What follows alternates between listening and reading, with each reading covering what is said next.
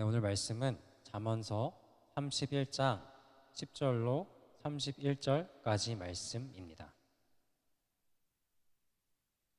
잠언 31장 10절로 31절까지 말씀입니다.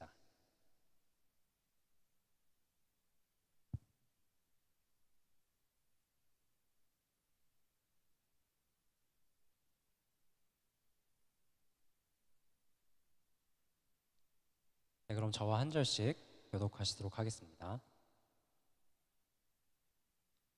누가 현숙한 여인을 찾아 얻겠느냐? 그의 값은 진주보다 더하니라.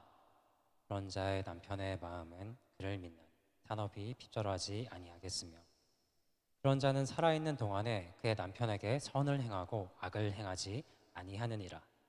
그는 양털과 삼을 구하여 부지런히 손으로 일하며 상인의 배와 같아서 먼 데서 양식을 가져오며 밤이 새기 전에 일어나서 자기 집안 사람들에게 음식을 나누어 주며 여종들에게 일을 정하여 맡기며 밭을 살펴보고 사며 자기의 손으로 번 것을 가지고 포도원을 일구며 힘있게 허리를 묶으며 자기의 팔을 강하게 하며 자기의 장사가 잘 되는 줄을 깨닫고 밤에 등불을 끄지 아니하며 손으로 손뭉치를 들고 손가락으로 가락을 잡으며 그는 곤고한 자에게 손을 펴며 궁핍한 자를 위하여 손을 내밀며 자기 집 사람들은 다 홍색 옷을 입었으므로 눈이 와도 그는 자기 집 사람들을 위하여 염려하지 아니하며 그는 자기를 위하여 아름다운 이불을 지으며 세마포와 자색 옷을 입으며 그의 남편은 그의 땅의 장로들과 함께 성문에 앉으며 사람들의 인정을 받으며 그는 배로 옷을 지어 팔며 띠를 만들어 상인들에게 맡기며 능력과 존귀로 옷을 삼고 후일을 웃으며 입을 열어 지혜를 베풀며 그의 혀로 인애의 법을 말하며 자기의 집안일을 보살피고 게을리 얻은 양식을 먹지 아니하며 그의 자식들은 일어나 감사하며 그의 남편은 칭찬하기를 덕해 있는 여자가 많으나 그대는 모든 여자보다 뛰어나다 하느니라.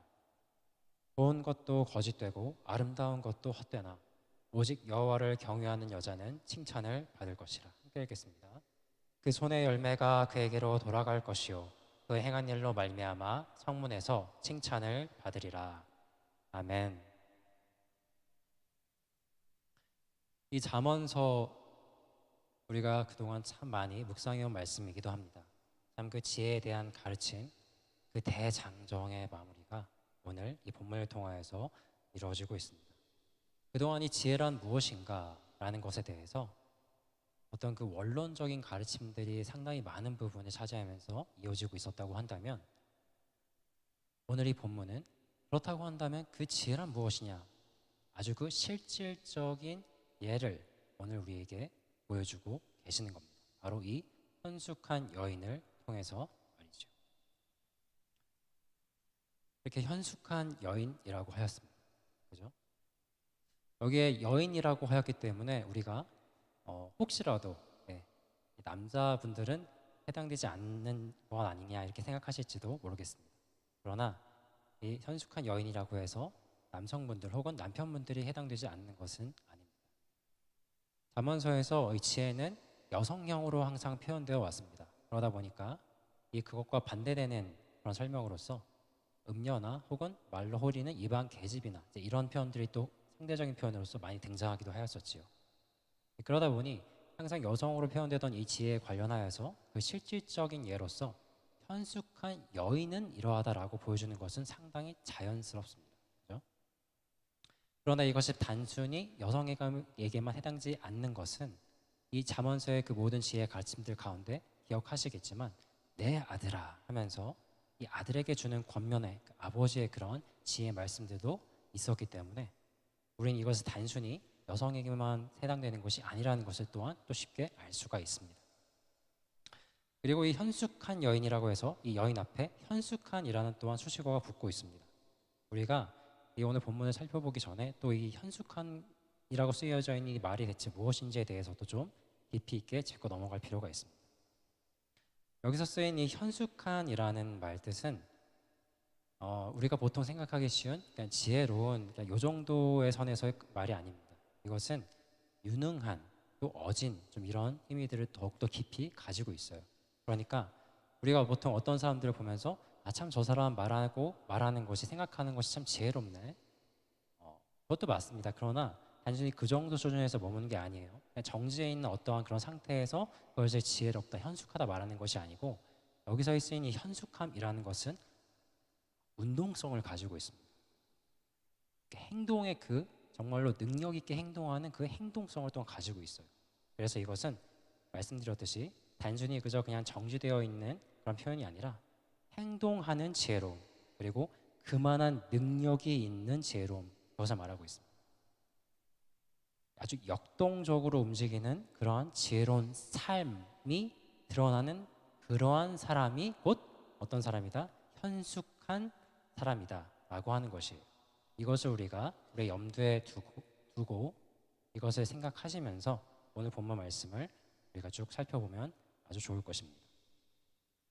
자, 그렇다면 제가 지금까지 서론으로 이 현숙한 여인에 대해서 쭉 말씀을 드렸는데 그럼 이 현숙한 여인은 대체 어떤 사람이냐 우리가 궁금하지 않을 수가 없지요. 그래서 이 현숙한 여인에 대해서 오늘 크게 세 가지 정도로 살펴보고자 합니다. 그 첫 번째는 이것인데 현숙한 여인 이러한 사람은 어떤 사람이냐? 아주 귀하고 아주 귀한 존재이자 가치 있는 사람이다라고 오늘 말씀이 그렇게 말씀해주고 계십니다. 우리가 10절을 보면 이렇게 나와 있습니다. 누가 현숙한 여인을 찾아 얻겠느냐? 이렇게 큰 질문을 던지면서 오늘 말씀이 시작되고 있어요. 누가 현숙한 여인을 찾아 얻겠느냐? 이것은 1차적으로 이런 의미입니다. 그 누가 이토록 이렇게 귀한 현숙한 여인을 찾아서 얻을 수 있겠느냐? 얼마나 귀한지 아느냐? 이런 의미를 먼저 포함하기도 하는데요. 근데 이것은 수사 의문이라고 하여가지고 사실 두 가지의 의미를 포함하고 있습니다. 그것이 무엇이냐면 이토록 귀한 아주 진귀한 이렇게 소중한 여인 그 누가 쉽게 구할 수 없겠으나 그러나 이렇게 귀하기 때문에 너희들은 정말로 이러한 사람을 찾기 위해서 애쓰고 정말 노력해 보아야 하는 것이다. 이러한 사람을 너희는 반드시 얻어야 하는 것이다 라는 이런 의미도 같이 담고 있는 것입니다. 이 한마디에서 이 현숙한 여인이 얼마나 귀한지가 먼저 좀 드러나고 있지요. 그리고 이어지는 그 하반절을 보면 이렇게 말씀합니다. 그의 값은 진주보다 더하니라 이렇게 말씀하고 계세요. 여기서 이 진주라고 하니까 우리가 그 조개에 관련된 그 진주만 생각하실 수도 있는데 그런 것이 아닙니다. 정말 진귀한 보석의 그런 그것을 총망라하는 이제 그런 표현이라고 보시면 돼요. 그런데 그렇다고 해서 보석이 또 그 뭐 얼마나 귀하길래 이렇게 쓰여 있냐라고 말씀을 하신다면 맞습니다. 왜냐하면 이 당시의 사람들이 이렇게 비교할 만한 게 그렇게 많지가 않았습니다. 물론 오늘 살아가는 우리도 정말 가치 있고 귀한 것을 무엇에 비할까 생각해 보면 그렇게 마땅히 떠오르는 게 없으실 거예요. 그 당시의 사람들도 마찬가지였습니다. 너무나도 귀한데 이것을 어떻게 표현할 그게 없다 보니까 이 진주보다 더 값지다 이런 표현을 사용하고 있는 것이에요. 그 좋은 예가 이 계시록에 나와 있는데요. 계시록 21장 11절에 보면 제가 읽어드릴 것인데 이렇게 나와 있습니다. 하나님의 영광이 있어 그 성의 빛이 지극히 귀한 보석 같고 벽옥과 수정처럼 맑더라. 아멘. 이런 표현이 나와 있습니다. 단순히 그 하나님의 영광이 이런 보석 정도라는 표현입니까? 전혀 아니죠. 도저히 뭐라고 어떻게 설명할 수 없을 그 귀함과 영광인데 그것을 어떻게 인간적인 표현에서 하려다 보니까 이 정도의 한계에서 이렇게 말을 하는 것입니다. 그래서 이 잠언서에서는 이런 지혜에 관련해서도 그동안 이런 진귀한 보석을 빗대서 많이 표현하곤 하였습니다. 잠언서 3장 15절에 보면 지혜는 진주보다 귀하니 내가 사모하는 모든 것으로도 이에 비교할 수 없도다. 딱 이 말이 맞습니다. 도저히 뭐 비교할 수 있는 게 없는 것이. 그런데 그것을 지금 누구에게 쓰고 있습니까? 현숙한 여인에게 쓰고 있어요. 이 현숙한 여인이 얼마나 귀중한 존재인지에 대해서 이 말씀이 이렇게 우리에게 가르쳐주고 계시는 것이죠. 이와 관련해서 좀 더 볼 것인데 11절을 보면 이렇게 나와 있습니다. 제가 읽어드릴게요. 11절에 그런 자의 남편의 마음은 그를 믿나니 이렇게 말씀하고 있습니다. 여기서 쓰인 이 믿다라는 이 말 표현 이 원어는요. 사실 이제 사람이 하나님을 믿는다라고 할 때만 사용되는 그런 이제 믿다라는 표현이에요.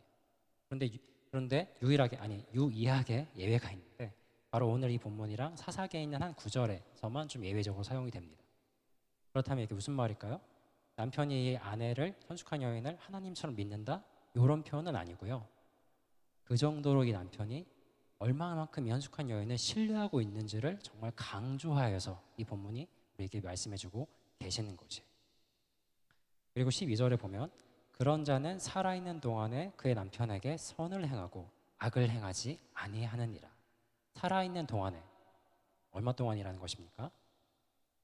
숨을 쉬는 그 모든 일평생의 그 시간 동안에 이 여인은 남편에게 그를 사랑하고 보살펴 준다는 것이죠. 이러한 현숙한 어진 아내이니 남편이 그 아내를 얼마나 귀하게 여기겠습니까? 얼마나 사랑하지 않을 수 있겠습니까?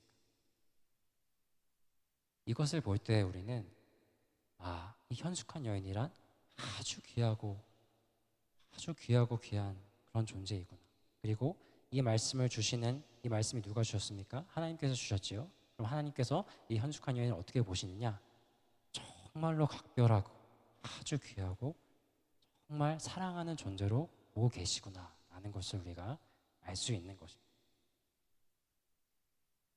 처음에 어떻게 시작합니까? 이 현숙한 여인을 정말 너희가 찾아야 한다 말씀하셨는데 이 말씀을 또한 여기 계신 여러분도 받으시면 좋겠습니다. 하나님께서도 오늘날 우리 안에서 정말 하나님께서 이토록 각별히 존귀하게 여기시고 사랑하시는 그러한 존재들이 우리들도 되기를 원하신다고 말씀하고 계시는 겁니다. 믿으십니까? 우리가 이 본문 말씀에서 이 참 귀한 현숙한 여인과 같이 우리의 신랑 되신 우리 주님께 참으로 이 현숙한 여인과도 같은 이런 신부가 되는 우리가 되어서 나아갈 수 있는 그러한 저와 여러분 되시기를 주님의 이름으로 축원드립니다. 두 번째로 이 현숙한 여인은 어떤 사람이냐? 이 현숙한 여인은 열심히 일을 하는 사람입니다. 정말 열심히 일을 하는 사람이에요. 자, 13절을 보겠습니다. 자, 제가 읽어드리겠습니다. 그는 양털과 삼을 구하여 부지런히 손으로 일하며 이렇게 시작하고 있습니다. 여기서 이 양털과 삼은 무엇이죠? 이 옷감을 만드는 원료입니다. 그죠? 원자재예요. 옷감을 만드는. 이 현숙한 여인은 그 원자재를 가지고 정말 열심히 일을 하고 손을 움직여서 옷감을 만들고 또 옷을 만드는 그런 일을 만들어내고 있는 이런 모습들을 보여주고 있습니다. 그러니까 정말 일을 하는 거예요. 정말 그렇게 노동을 하는 것입니다. 그런데 이 하나님께서는 이렇게 열심히 일을 하는 사람이 현숙한 여인이라고 지금 본문 가운데 우리에게 말씀해 주시고 계세요. 왜 그럴까요? 열심히 일을 하는 게 현숙한 것과 무슨 상관이 있기에 이렇게 말씀을 하시는 것일까요? 사실 이 일한다, 노동한다라고 하는 것은 우리가 가볍게 생각해야 될 것이 전혀 아닙니다. 왜냐하면 하나님께서도 일을 하고 계시고 그리고 그러한 하나님을 또한 우리가 보고 나아가길 원하시기 때문이에요. 태초에 하나님께서 천지를 창조하시는 그 모든 것 하나님께서 하신 하나님이 일을 하시는 것이었습니다. 그리고 하나님께서는 그 태초에 그 모든 것을 지으신 후에 이 아담과 하와를 만드시면서 그리고 창세기 1장 28절에 보면 태육하고 번성하여서 이 땅에 충만하면서 또 어떻게 하라 하셨냐면 모든 것을 다스리고 그리고 그것들을 다 보살피라 하셨습니다. 근데 그게 그냥 보살피는 게 아니에요. 하나님이 나의 형상대로 내가 너희들을 만들었고 내가 기뻐하는 나의 그런 창조적이고 또 다스릴 수 있는 그런 능력도 함께 주시고 그리고 내가 너희들을 사랑하고 신뢰함으로 너희들에게 나의 일을 맡긴다. 그러니까 청지기로서 이 온 세상을 잘 아끼고 보살피고 다스리며 일을 하라고 하나님께서 창조 질서 가운데 우리에게 일과 그 노동의 삶을 우리에게 선물로서 주신 것입니다. 그러다 보니까 이 현숙한 여인이 일을 한다라고 하는 것은 결탄코 작은 의미가 아니에요. 아주 중요한 그 의미를 그 안에 내포하고 있는 것입니다. 단순히 먹고 살기 위한 그런 것이 아니라 하나님의 형상으로서 받은 그 능력들을 아름답게 구현해내는 것. 하나님이 나에게 주신 그런 기쁜 그런 능력들과 그런 많은 것들을 그 가능성들을 내가 정말 발현해내는 것. 그것을 주신 주인의 입장에서 그것을 보실 때 얼마나 기쁘시겠습니까? 그러나 이 땅 가운데 죄가 들어오므로 이 일한다고 하는 것은 우리에게 힘겨움과 고통이 되기도 하였습니다. 참 이것은 슬픈 일이지요. 그러나 이 현숙한 여인은 이 지혜자는 하나님 앞에서 일하는 것, 그것이 하나님을 기쁘게 하시는 일이며 하나님이 마땅히 주신 그런 창조 질서 가운데 있다는 것을 알고 있고 그것을 기쁘게 실행하고 있습니다. 참 이 여인이 얼마만큼 일을 하냐면은 오늘 우리가 함께 읽은 이 본문에 거의 뭐 반절은 정말 일하는 모습들이 가득 채워져 있습니다. 참 이 여인이 일을 하는 게 되게 쭉 살펴보셨을 때 어떻습니까? 정말 이 규모 있게 일을 하고 아주 알뜰살뜰하게 아주 이렇게 잘하고 있는 모습을 이렇게 많이 강조가 되고 있는데 마치 이 여인이 정말 일을 즐기는 것처럼 보여요. 정말 근데 이 여인은 이 일을 즐기면서 이렇게 하고 있는 것으로 느껴집니다. 조금 살펴보게 되면 13절 제가 읽었었죠.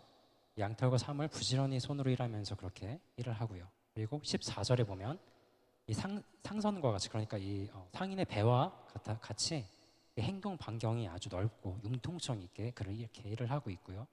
또 15절에 보면 여기서 이 밤이 새기 전이라고 나와 있는데 이것을 원어를 직역하면 날이 새기 전이라는 뜻입니다. 그러니까 그 새벽부터 이제 부지런히 일을 했다고 우리가 볼 수 있습니다.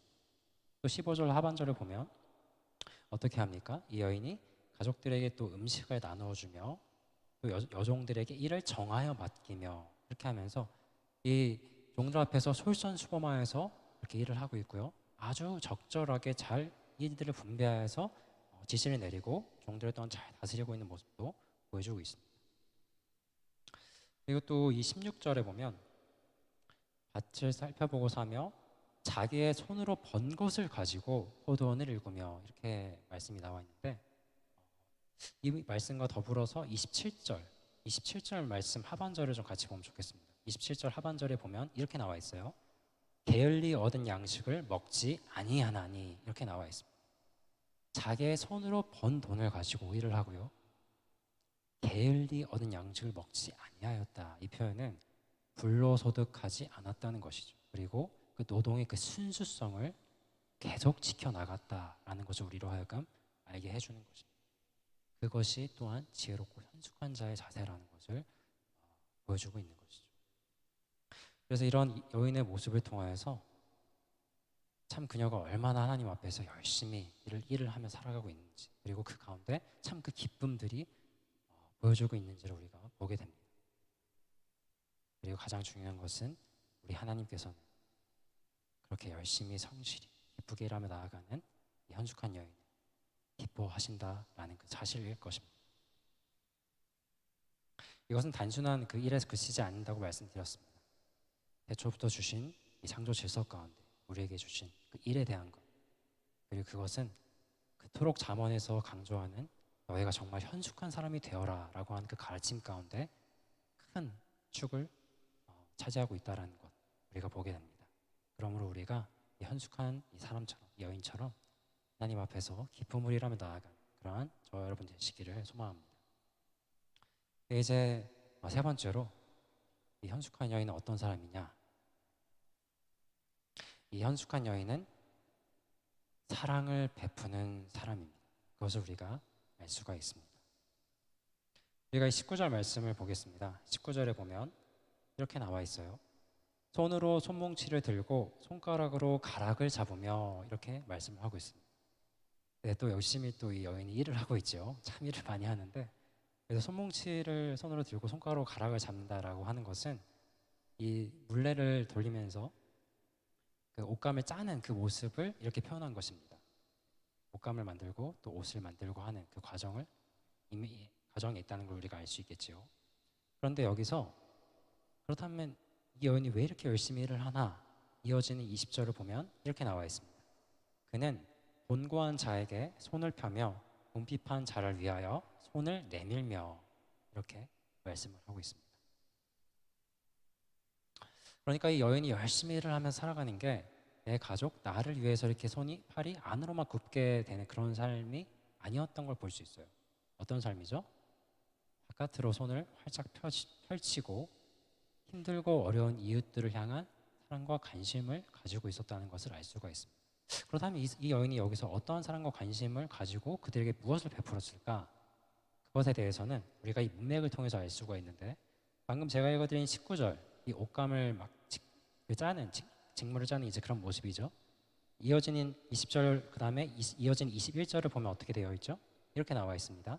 자기 집 사람들은 다 홍색 옷을 입었으므로.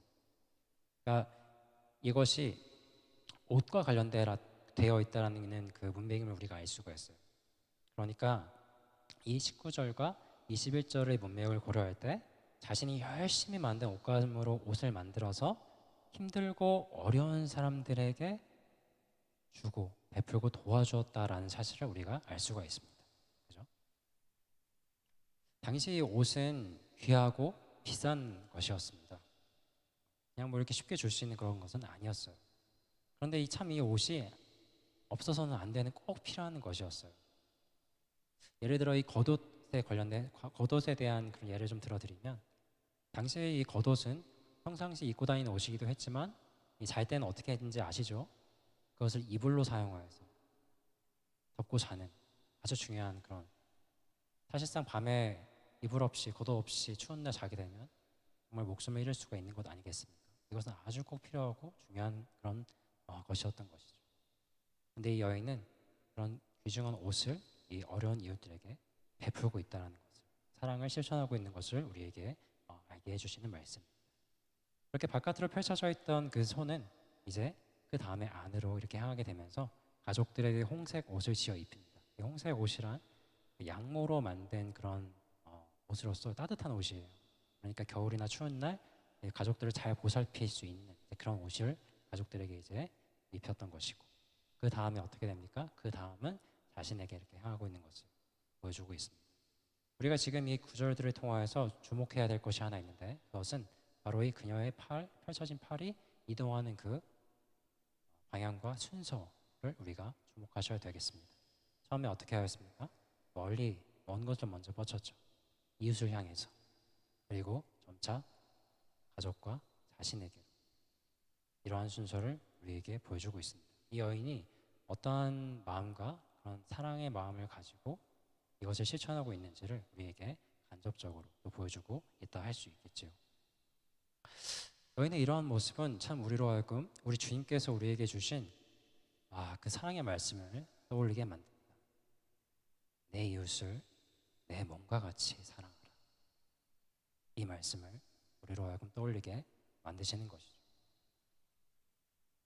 이 내 이웃을 내 몸과 같이 사랑하라, 이 말씀도 깊은 여러 많은 의미들이 담겨 있습니다. 그중 하나를 말씀드리게 되면, 참으로 이 죄된 본성을 가진 인간들은 결단코 다른 사람을 자기보다 더 사랑할 수가 없습니다. 나 자신을 가장 사랑하는 존재들이 죄된 우리 인간들인 것이죠. 그러나 그것을, 그 완전히 불가능한 그것을 몸소 보여주시고 그것이 가능하다라는 것을 일깨워 주신 분이 바로 우리 주님이셨습니다. 그리고 이 말씀을 주셨을 때 우리는 나의 이웃을 정말 내가 나를 생각하는 것만큼 나의 이웃에 대한 그 사랑을 끌어올려서 그들에게도 이 사랑을 동일하게 내 몸과 같이 그렇게 해야 되겠구나라고 하는 그 도전과 그 깊은 사랑의 가르침을 알게 되는 것이죠. 그것의 가장 좋은 방법 중에 하나가 바로 이 여인의 모습입니다. 어디서부터 시작합니까? 그 시작점이 중요한 것이에요.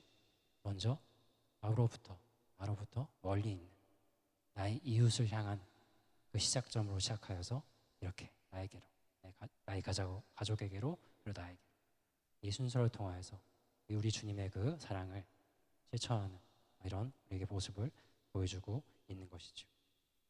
이러한 삶을 살기에 그녀는 참으로 인내의 법을 말할 수 있는 것이지요. 26절에 보면 그녀가 인내의 법을 말한다 이렇게 말씀하고 있습니다. 그래서 이 인내의 법은 자비로운 가르침 혹은 자비에 대한 그런 교훈의 의미를 담고 있는데, 이 여인이 그것을 누구에게 배웠겠습니까? 하나님에게서, 그분의 그 말씀을 통하여서 이 마음을, 이 심정들을 가질 수 있지 안 하겠습니까? 삶이 뒷받침되는 그녀의 이 말이 사람들에게 얼마나 더 빛이 났을지는 상상하실 수 있으실 것이라고 봅니다. 그녀가 이러한 사람이다 보니까 우리 28절에 보면은 자녀들도 그녀에게 아주 탐복을 합니다. 이러한 어머니를 보고 자식은 일어나서 감사하며 아주 경의를 표합니다. 일어나서 진심으로 감사하며 사랑과 존경을 돌리고 있어요. 우리가 이 자녀 교육 혹은 자녀 양육에 대해서 참 많은 고민들을 안고 살아오지 않습니까?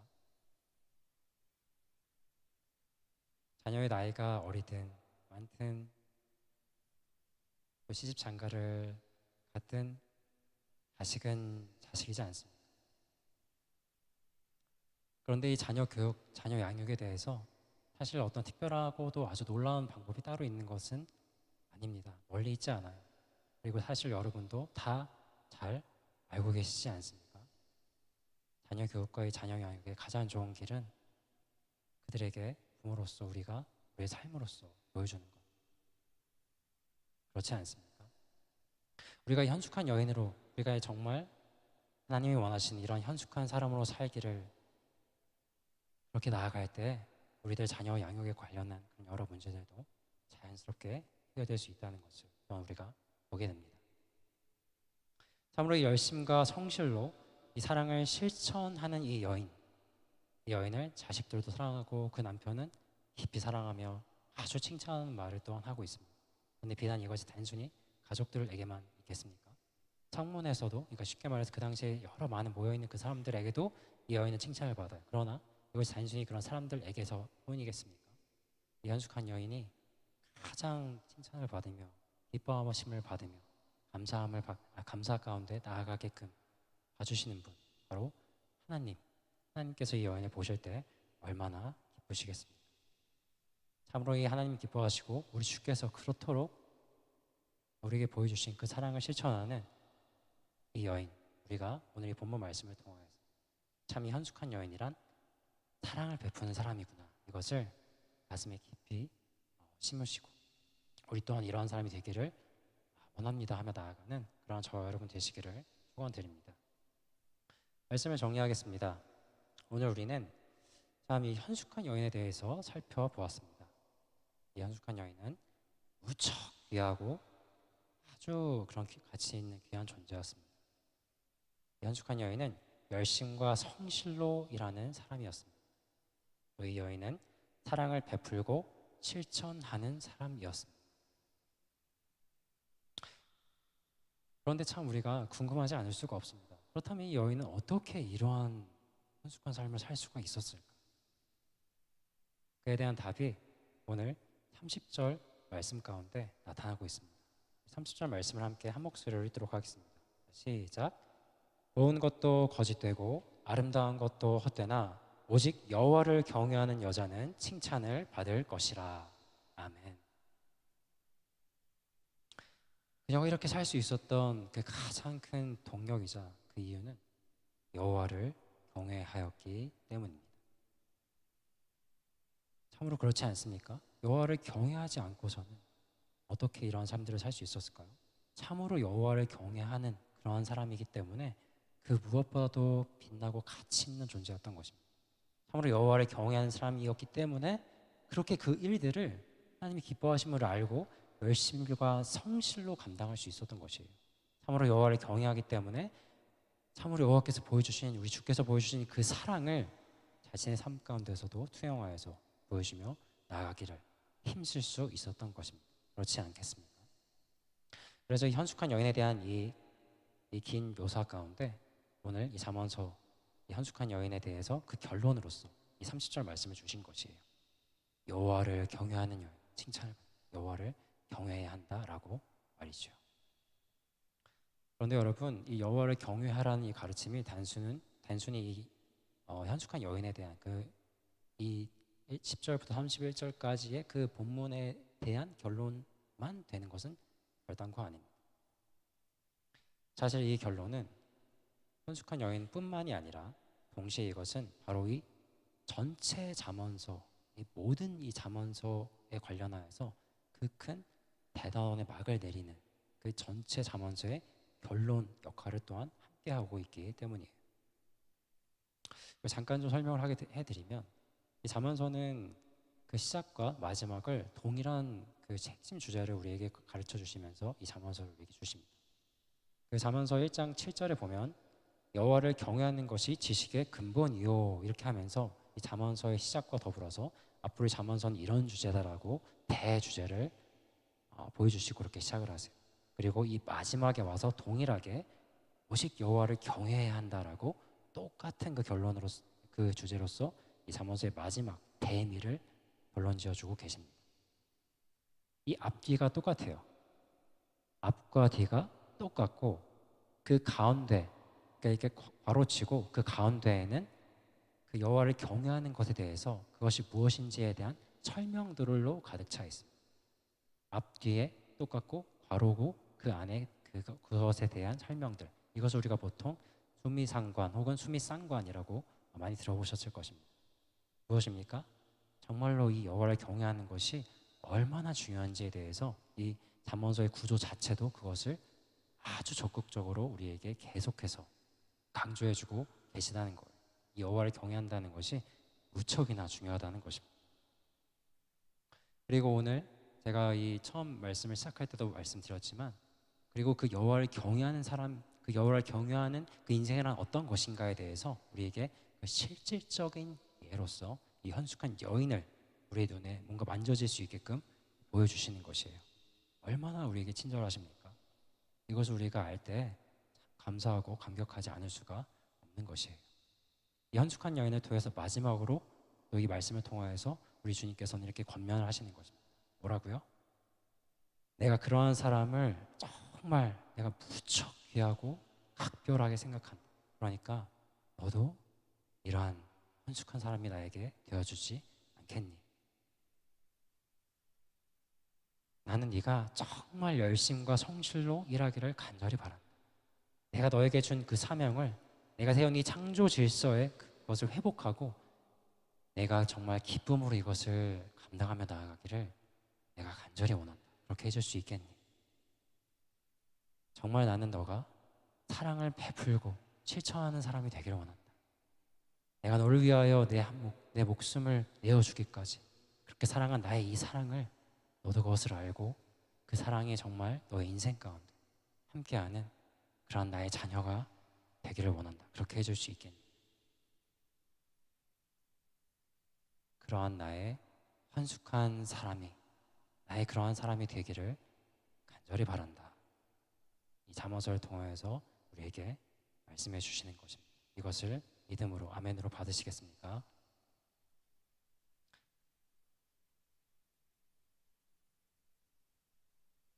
오늘 본문 말씀을 통하여서 우리에게 주신 이 하나님의 사명, 그 일들을 우리가 감당하며 나아가고 또 우리 주 예수 그리스도의 그 사랑을 또한 우리가 실천해 나아갈 그때 우리 힘만으로 안 되는 것 주님 아시기에 성령께서 함께 하심을 늘 기억하시기 바랍니다.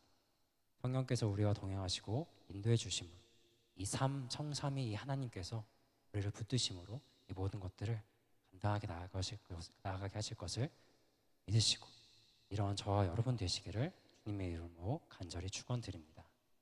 함께 기도하겠습니다.